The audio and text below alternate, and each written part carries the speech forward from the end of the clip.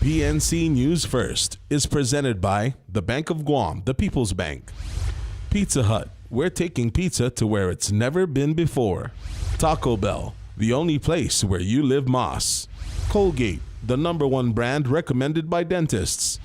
And IT&D. PNC News First, broadcasting live in high definition from Tumon, Guam on KEQI and KTGM and on KPPI on Saipan. Here is your PNC News team. Half a day and good evening. You're watching PNC's News First. We're live from our broadcast center in Acanta. I'm Marcel Regis. Thanks for tuning in. Topping your news first tonight, it's been a week now since the State Historic Preservation Officer has been fired. But according to PNC's Amanda Dedicatoria, the governor has answered some of the questions about what will happen next. She files this report. Just a week after the removal of long-standing State Historic Preservation Officer Linda Uggan, Governor Lulian Guerrero says that she's currently in the process of looking for a qualified replacement, acknowledging concerns expressed by the public. I am appointing I'm looking at another person for acting SHPO that has experience in this work. So I should be able to firm that up tomorrow or Thursday. She said that while the acting director is in place, that she will call for resumes so that members of the Civil Service Commission can select a potential candidate to occupy a more permanent position. As for reappointing Linda Uggan, who is currently going through the appeals process with the commission, the governor says that a reappointment is a personnel issue that would ultimately fall on the commission. I have not thought about that. I have not, I want to look and see what is going to transpire through the process of the Civil Service Commission. So I'm not privy to any details. Amanda Dedicatoria, PNC News. For 3 consecutive years, the judiciary of Guam's budget has been status quo. And according to the third branch of government, they need to restore funding to support operations. Let's take a look at the report. $35.8 million is less money than they had last year.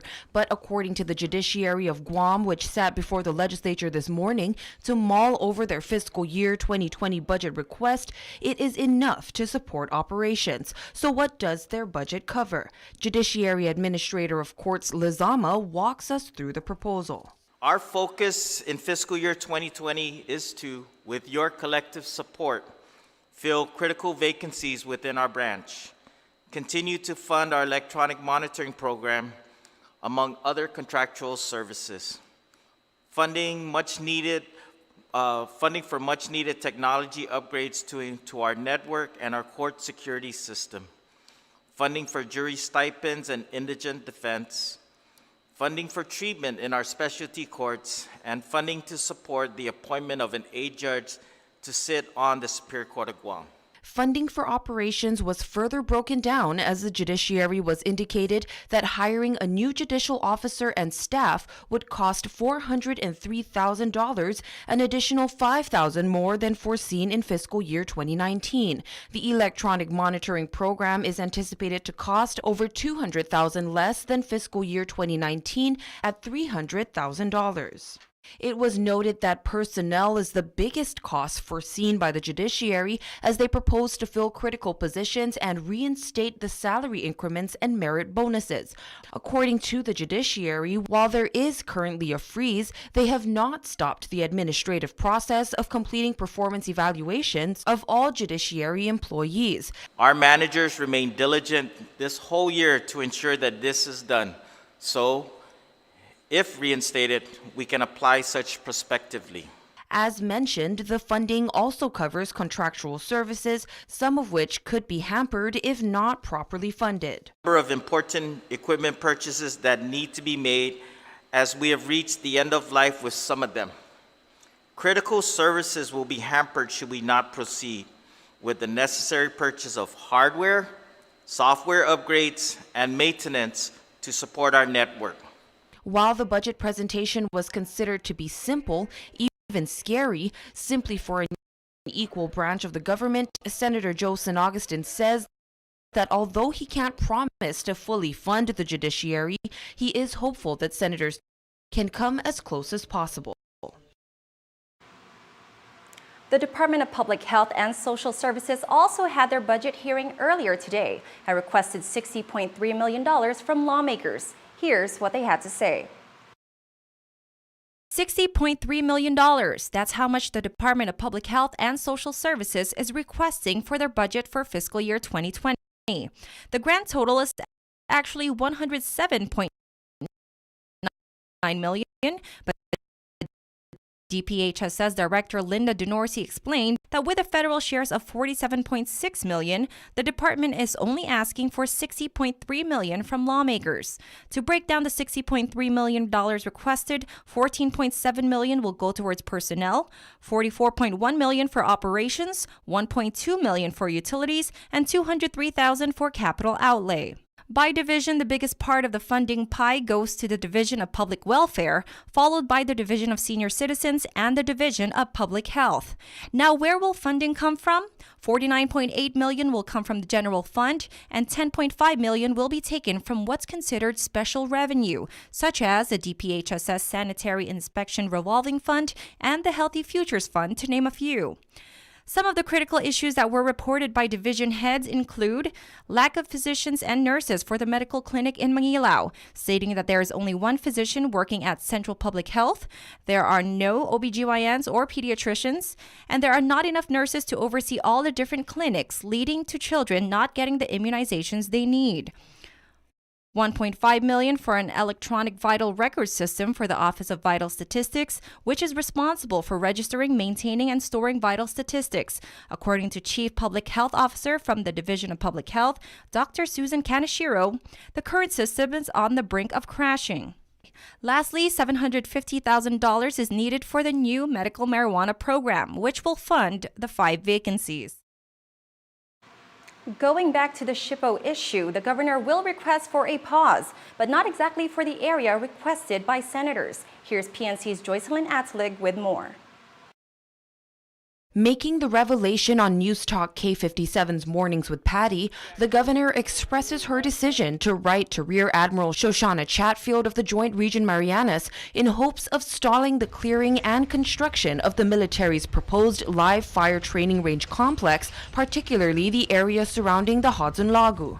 No, it's not a pause for the entire project. The pause is related to the specific concerns that brought forward. I am very much firm on writing a letter to request for a pause on the work that's being done around the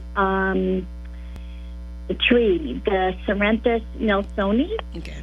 And also to follow the programmatic agreement processes of when artifacts or unexpected historic sites are uncovered, which is laid out in the programmatic agreement.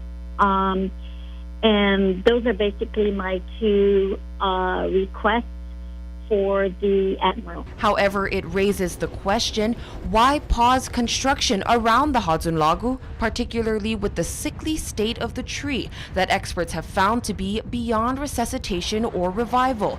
According to a statement from local expert Dr. James McConnell, ornamental horticulture specialist at the University of Guam's College of Natural and Applied Sciences, quote, "The Northwest Field Rhytidian habitat does not appear to be a unique nor a special environment for Ceranthus. No seedlings around the mother tree have survived to maturity. In the approximately 50 years the tree was under observation. The Northwest Field area did not develop into a reproducing population in its undisturbed state. Because the area did not establish a population, this indicates that it is not a special environment nor unique environment for Ceranthus," end quote. The same sentiment was noted by Legislative Speaker Tina Muñoz-Barnes.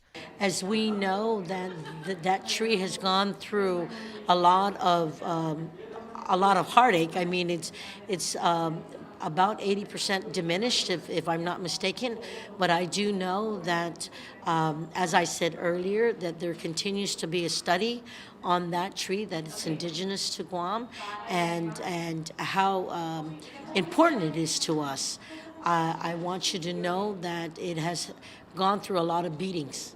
And what they're trying to do and what they're trying to work with is through repopulation and protecting its surroundings and the area around that. In addition to Dr. McConnell and the Speaker noting the current state of the Hadzen Lagu, Senator James Moylan also gave reason for his opting out of signing onto the Vice Speaker's resolution calling for a pause to all military activity within the LFTRC. We follow the procedures of the Endangered Species Act, for example, with this tree. Sure. What they've done is that they gathered the saplings of this important tree. Yeah. Right, and we're cultivating. They're cultivating their seeds, and they want to plant the seedlings in a habitat that best gives it the chance to survive and grow. Because where it's at now, it's not growing, and that current tree there is dying, and it has a fungus, and it's not going to prosper. So if we put a pause on this event now, we're actually going to stop the survivability of what we want to do with the saplings of this tree. With various experts and lawmakers noting the unhealthy state of the Hadzen Lagu, why then would the pause to clearing and construction focus mainly on the area surrounding the tree? Could it be under the assumption that it was the only fire tree with that particular genetic makeup? Experts disagree. As Dr. McConnell expressed, quote, "There are some genetic differences among the parental trees in Guam and Rota, but they are the same species," end quote. How then do we truly save the Hadzen Lagu? By keeping it at what has been observed to be an unfruitful environment, or relocating its saplings to a safer oasis to thrive? Joycelyn Athalig, PNC News. In other news, 2 bills addressing radon-associated cancer risk on Guam was recently introduced by Senator Sabina Perez. Bill 168 aims to protect children by requiring radon testing and mitigation in school and child care facilities. And Bill 169 requires information about radon, including testing results, be provided upon the sale of residential real property. Radon is a naturally occurring radioactive gas and a known carcinogen, considered by US EPA as the second leading cause of lung cancer in the United States. Historically dangerous levels of radon have been measured on Guam. In fact, the accumulation of indoor radon gas is associated with karstic limestone formations on the island. Roland Gutierrez, Guam EPA Environmental Health Specialist, mentioned areas on Guam where high concentration of radon gas have been detected. So predominantly, mostly the northern end of the island, and then the coastal areas going through the south. Radon. We do have a radon map that was made by the United States Environmental Protection Agency, and so there's been extensive studies on Guam since the 90s to determine where radon is most predominant in the substrate on the island. Buildings that are constructed in these areas are susceptible to increased concentrations of radon, as the gas may enter homes and buildings through structural pores and cracks. If Bill 168 becomes law, all schools and child care facilities would have to go through regular radon testing and mitigation. I think that's a great idea. The problem is that the capability on island for radon testing, I don't think we'll be able to meet that demand, and especially if it's a mandate that comes through. So we're having this class right now. We're trying to teach some people how to be certified in radon measurement, and there is like 3 or 4 people only in the class. I think if we bring a greater awareness about radon and its health effects, then there'll be more people willing to get tested and more people willing to get into the industry that are certified to test for radon. According to Senator Perez, the potential health effects of radon poses a major concern for the island, and the 2 bills will help protect Guam citizens, especially children, from the consequences of continuous exposure to high levels of radon. Well, don't go anywhere. Coming up next, GVB celebrates visitor arrivals, and Inetnan Gifpago tours Europe.